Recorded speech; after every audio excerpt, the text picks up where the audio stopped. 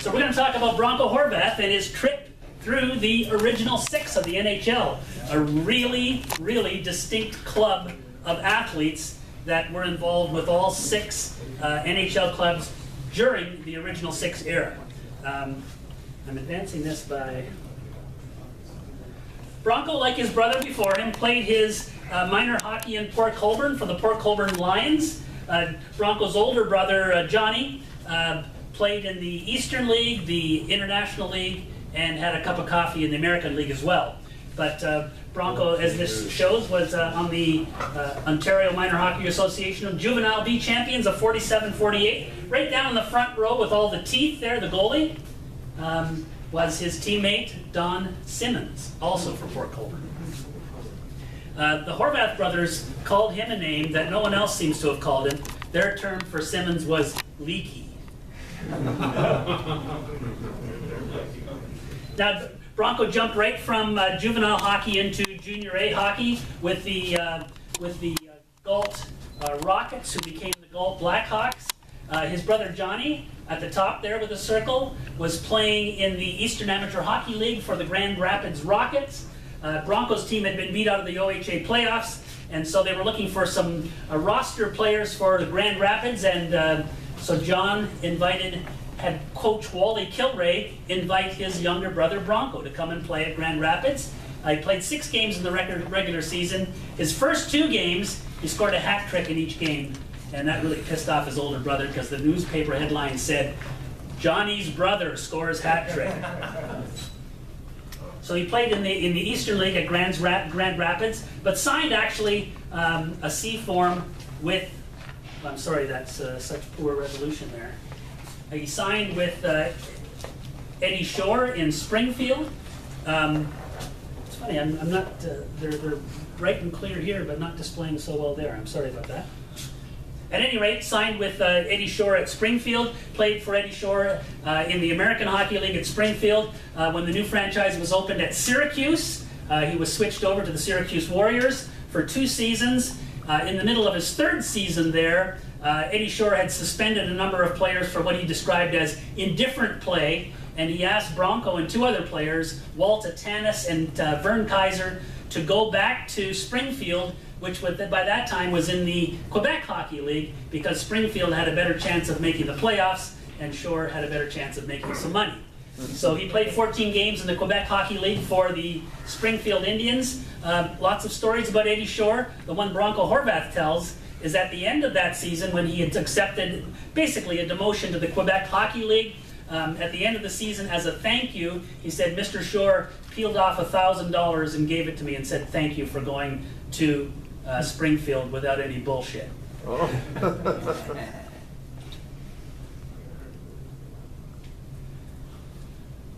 In June of '54, just as you know, Mr. Shore got his money back, because in June '54, Bronco was traded from Springfield to Detroit, into the Detroit system. He was traded for Carl Boone, Jim Anderson, and the loan of one Laurent Thibault.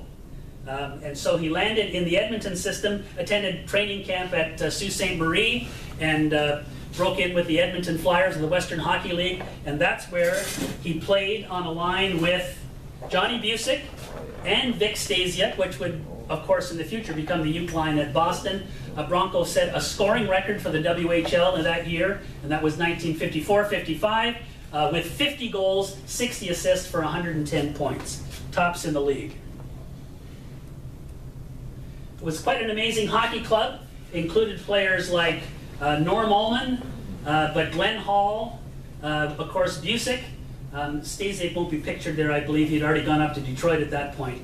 But Keith Allen was also on that hockey club. Western Hockey League champions that year. And that's how Bronco came to the Detroit directly. At the end of the 1955 season, Game 7 for the final series between Detroit and the Montreal Canadiens. Detroit was short of players, and they flew Bronco Horvath and Johnny Busick into Detroit to play in Game 7. This is a picture with a picked Detroit Red Wings sweater. They've taken the logo off of Bronco at Toledo at Detroit Red Wings practice on April the 13th, 1955, ready to go into Game 7, which of course we know that Detroit won the Cup that year. But just before he was going to step on the ice for that Game 7 and what might have been a Stanley Cup ring, President Clarence Campbell disqualified him from playing because he said the Edmonton Flyers had not yet finished their hockey season. Although they were champions of the Western Hockey League, there was an obligation that they play the champion of the Quebec Hockey League for the Duke of Edinburgh Trophy, which by anybody's description was an exhibition series at the end of the year. But Campbell, not wanting to further disadvantage the Montreal Canadiens because he had already suspended, guess who, Rocket Richard that year, didn't want to play, appear to be playing favorites and so forth, therefore disqualified both Bronco Horvath and Johnny Bucyk from playing in that Game 7. They sat behind the bench to watch. I was going to point out was interesting that Bronco's haircut changes from the pompadour from Edmonton into something more conventional the week later, once he's in Detroit. But he never played a game for the Detroit Red Wings. That summer, Jack Adams traded him and Dave Creighton. They traded him in August of '55. They traded to the New York Rangers for Billy Day and Aggie Kuplowitz of translator fame from the 1972 series, right? And so, here he goes. Team number 2. New York Rangers, under Phil Watson, Bronco Horvath in the middle there, had a season and a bit. But he always seemed to be, despite having been this fabulous scorer in the Western Hockey League, he always seemed to be in Phil Watson's doghouse. Bronco would tell you that, Watson was always chirping at him behind the bench saying, "Horvath, why don't you score the goal?" And Bronco's response to that was, "It's a tough angle from here on the bench." And consequently, the two never got on. When he was threatened to be demoted to Providence at the start of the 1956 season, Horvath said he'd retire first, and consequently, as a result of that, he was, I'm getting ahead of myself there, he was traded to the Montreal Canadiens, who immediately assigned him to their Rochester team, which it was the first year for the American Hockey League at Rochester, 1956-57. A pretty fabulous team. You can see a lot of future NHLers on that roster. Bronco did extremely well there, scored, and as a result of that, was called up for one game in January of 1957 when he suited up for the Montreal Canadiens wearing number 20. He didn't score any points, but he does remember that he played on a power play with Rocket Richard, Bernie Boom Boom Geoffrion, and Doug Harvey. I can't remember who the other person was. This game was also incidental or important from my perspective because it's the only time that the two Port Colborne neighbors, and I mean, he lived a block and a half from Toronto Maple Leafs captain Teeter Kennedy. And Bronco and Teeter only faced off in one NHL game together. It was the only game that Bronco played in Montreal on January the 10th, 1957. It was 2-1 for Montreal. Donnie Marshall scored with 6 seconds left in the game. And at the end of his Rochester season, thinking that he still might be in the Montreal system, he was traded, in fact, to the Boston Bruins. Lynn Patrick was very astute at the time. He collected for that team not only Bronco, but he also collected Vic Stasiuk and Bucyk because he knew that they had been a successful unit in the Western Hockey League and consequently acquired them, and history will record that as the Uke line they did extremely well. Stasiuk, Horvath, and Bucyk, although Horvath was not actually Ukrainian. He's Yugoslavian by birth. But you know what? The media gets hold of something and you can't shake it, right? So just go along with it. Very successful. Bronco a Yugoslavian name? Yes. Yes, that's right. Bronco. Bronco. That's his given Bronco, name? that's right. Yeah. Really? That's his actual name, yeah. It wasn't Bucking Bronco. People thought because of the Western Hockey League, you know, and out west and whatnot, bucking Broncos, but no, that's his actual name. More specifically, was he Croatian or? Yes, Croatian. Croatian. That's correct, yeah. Yeah. Very successful time in Boston.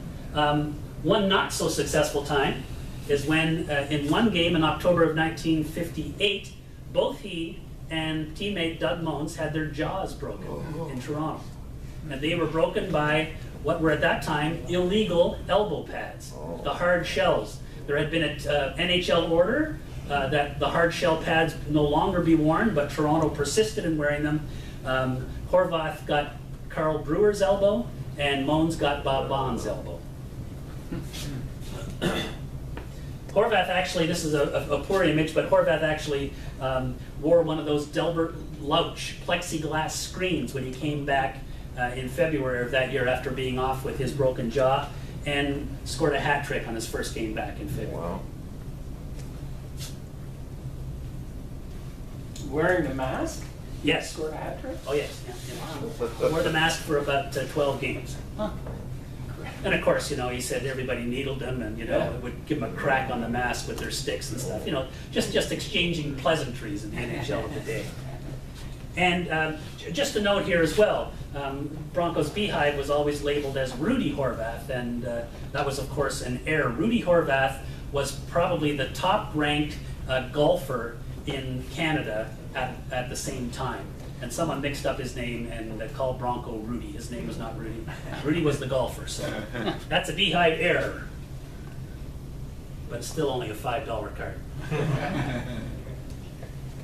There's a picture of Bronco. He's got something going on with the back of his head there. Somebody must have given him a crack. But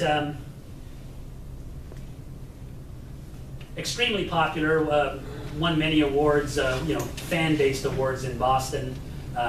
And was very excellent with the media as well, so was a real fan favorite in Boston.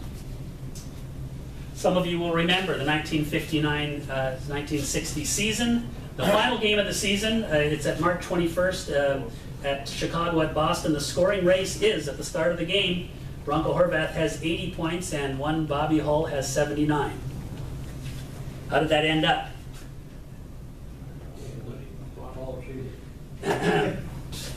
During the first period of that last game, Bronco Horvath was hit in the head by a shot from Boston defenseman Bob Turner, and manager Lynn Patrick ordered that he go to Massachusetts General Hospital to be x-rayed.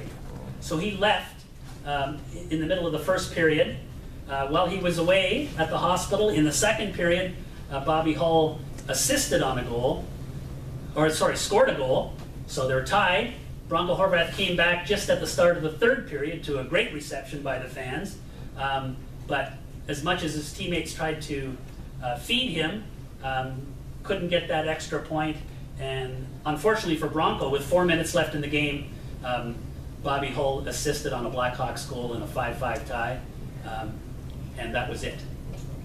Last game, broke his heart.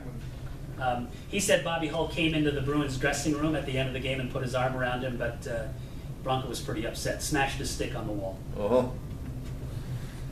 One of the curious things about that season, when you talk about the ups and downs and things that happen, there was a penalty shot awarded in Chicago on a road game for the Bruins, and the referee, for some reason, let the Blackhawks choose which Boston player would take the shot. I think it was a throwing the stick penalty.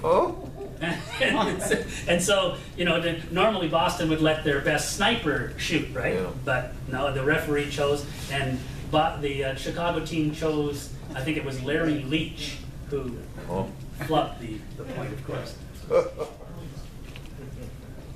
But all of that prowess on the scoring sheet didn't save Bronco, and by the end of the 1960-61 season, the Bruins had been out of the playoffs for 2 consecutive years. A change was in order. Milt Schmidt stepped down, and guess who came to Boston as the coach? Phil Watson. That's it for Bronco.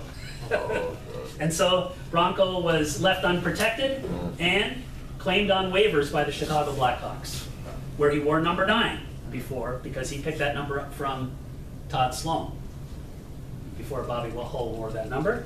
And Bronco did very well at Chicago. They were in the playoffs, and some of you will remember in the 1962 playoffs that the Blackhawks were thwarted by a backup goalie for the Toronto Maple Leafs, whose name was Don Simmons, Bronco's hometown minor hockey teammate. Put the boots to him, so that was his second direct kick at the Stanley Cup. That was unrewarded. Chicago left him on waivers the following June. You get the pattern here. And he was picked up once again by the New York Rangers. He made it to Christmas, but right after Christmas things went sour, and he was placed on waivers by New York and picked up by Toronto Maple Leafs. Punch Imlach was looking for some help down center. He wanted to repeat his Stanley Cup feat of 61-62, and he thought that Bronco, with his veteran leadership, could do something, but Punch was quoted as saying he didn't do much.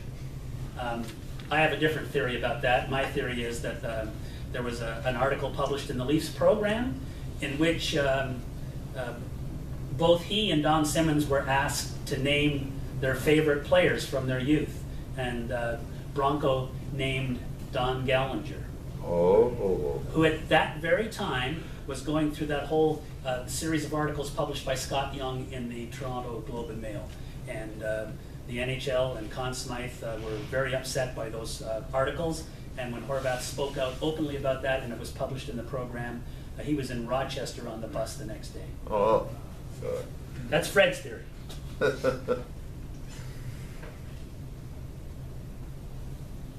I have to wonder what's going on here. Something going on between Jeffrion and Brewer there. I think they're just exchanging their Christmas wish lists. Here's Bronco in the background. So Bronco is demoted, if you will, to Rochester, where he had a very successful career to wrap up 3 Calder Cups, 3 All-Star votes as well in the American Hockey League. And people thought that he would play out the string in Rochester until January of 1968, when that terrible event happened in Minnesota that we all know about, which was the death of Bill Masterton. Ren Blair had his Minnesota North Stars in Toronto and was crying for help, and Punch Imlach offered him Bronco Horvath for the Minnesota North Stars. Bronco at that time was on a reconditioning stint playing at the Tulsa Oilers with a broken thumb, taking 2 needles at the start of the game and between the second and third period just to play through the thumb. And he accepted the call to go to Minnesota, where he played 14 games for the North Stars in 1968. It went so well that Ren Blair tried to negotiate with Punch Imlach for Bronco's release from Rochester, from the Maple Leaf organization. Imlach refused to give a release.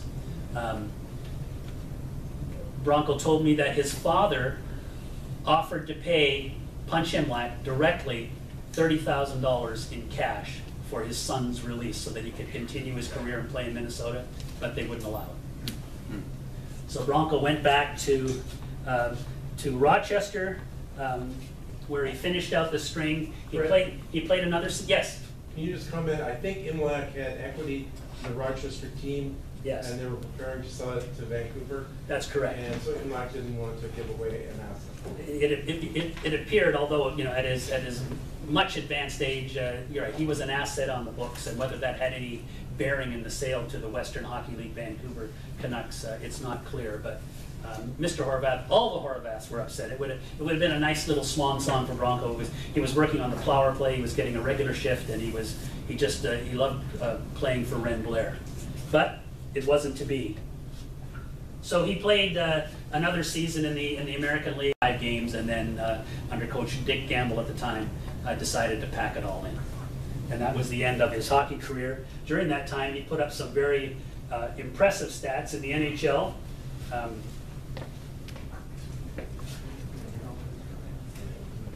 And also in the AHL with Rochester, some extremely impressive stats there. Just a very accomplished scorer.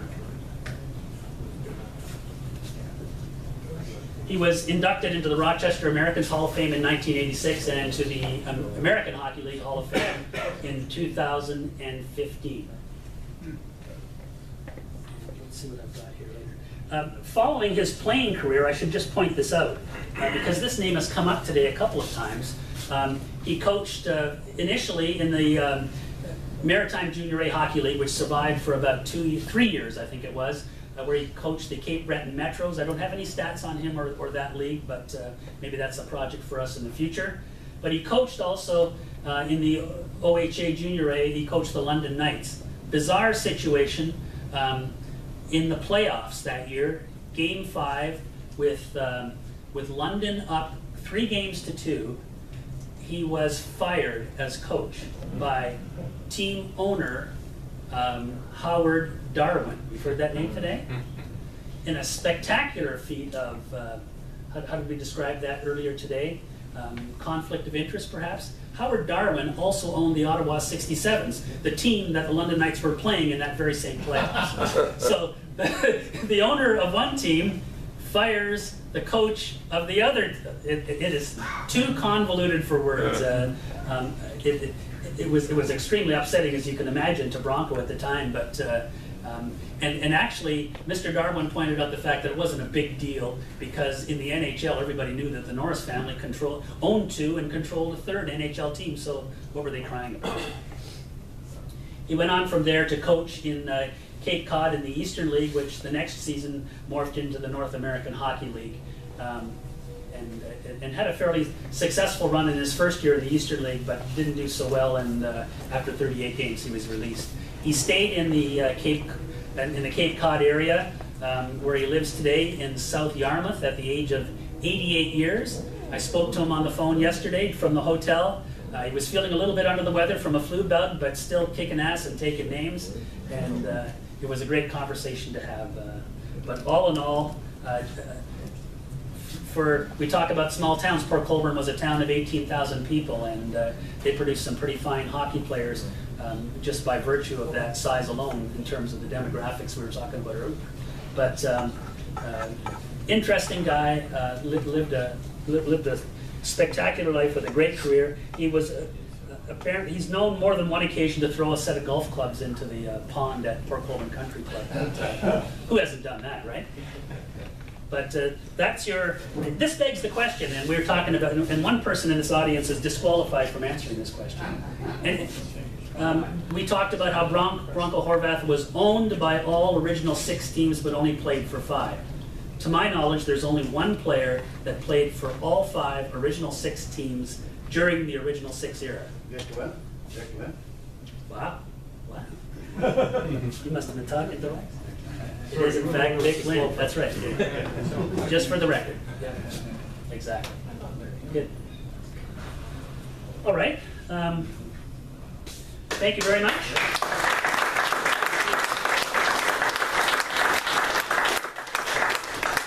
Any questions? Yes. How did you decide to research Bronco Horvath? What was it about him? Did you cross his path sometime? Well, actually, I knew his brother quite well. Actually, in my secret other days as a postman,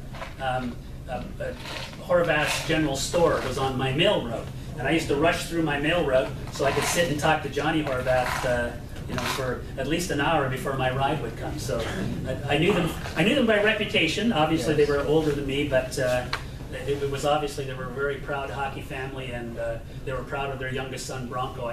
I knew his father, and I knew his older brother as well. And it was just a little general store where people came in to a can of soup or a pound of bologna kind of thing. It wasn't anything sophisticated. Mr. Horvath had made all of his money supplying the Canada Cement plant.